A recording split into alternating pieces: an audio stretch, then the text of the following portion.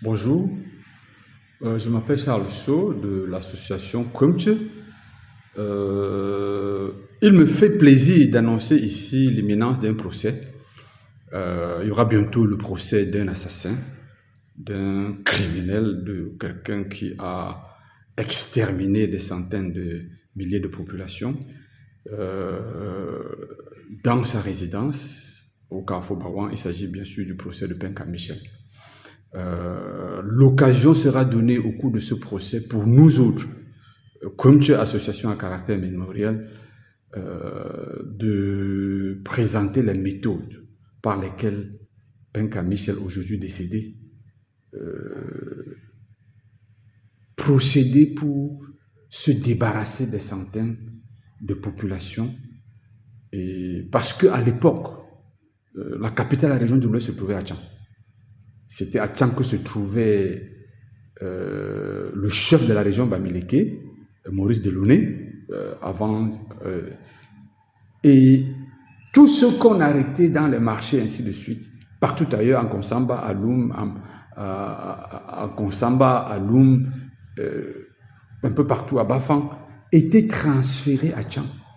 On procédait au tri, et ceux qui étaient destinés à être exécutés étaient transférés dans deux camps clandestins qui avaient été créés par Maurice Delaunay, l'un à Bango et l'autre à Banso. Le camp de concentration de Banso situé au Carrefour Bawan était inconnu du colonel Ducrest de Villeneuve, commandant militaire de la France au Cameroun. Il n'a découvert ce camp qu'après, lors d'un incident, lorsqu'il y a eu des coups de feu tirés à Banso au cours de la visite du haut-commissaire de France au Cameroun.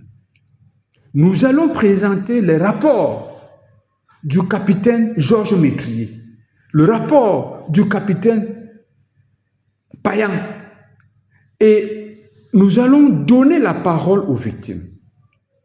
C'est l'occasion pour nous de lancer un appel aux victimes, de leur dire c'est maintenant qu'il faut sortir de terre.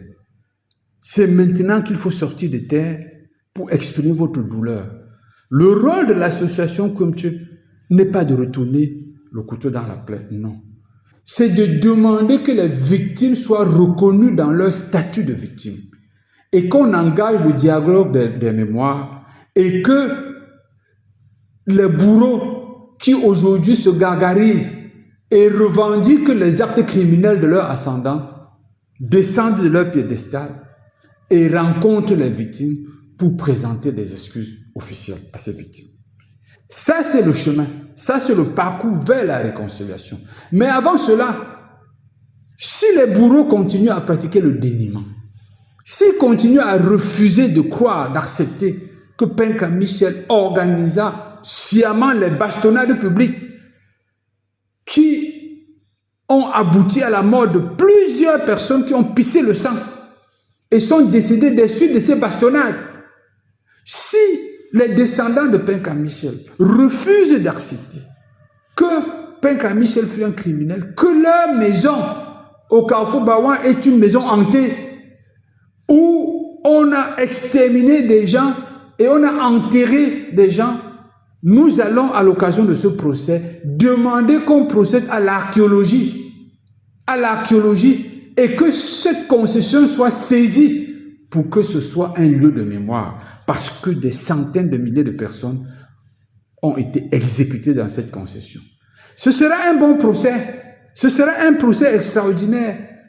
Un ouvrage sur Penka Michel paraîtra avant, d'ici peu, et donc nous allons en profiter pour faire la promotion de l'ouvrage afin que chacun voit, lise et comprenne comment nous côtoyons des monstres, comment le descendant de ce monstre est un autre monstre qui a hérité de la haine, de l'envie d'intimider, de menacer, de terroriser les gens.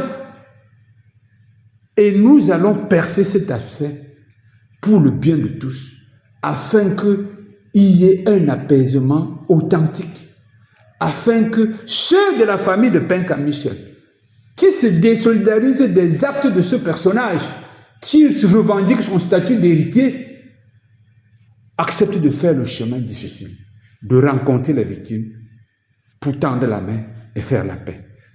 Voilà pourquoi ce procès est un procès important et pourquoi nous invitons les populations camerounaises, les victimes, surtout les populations de l'arrondissement de Penka-Michel, à venir à ce procès, à être présents pour entendre et pour comprendre comment on en est arrivé à ce qu'un être humain soit aussi cruel envers ses propres frères.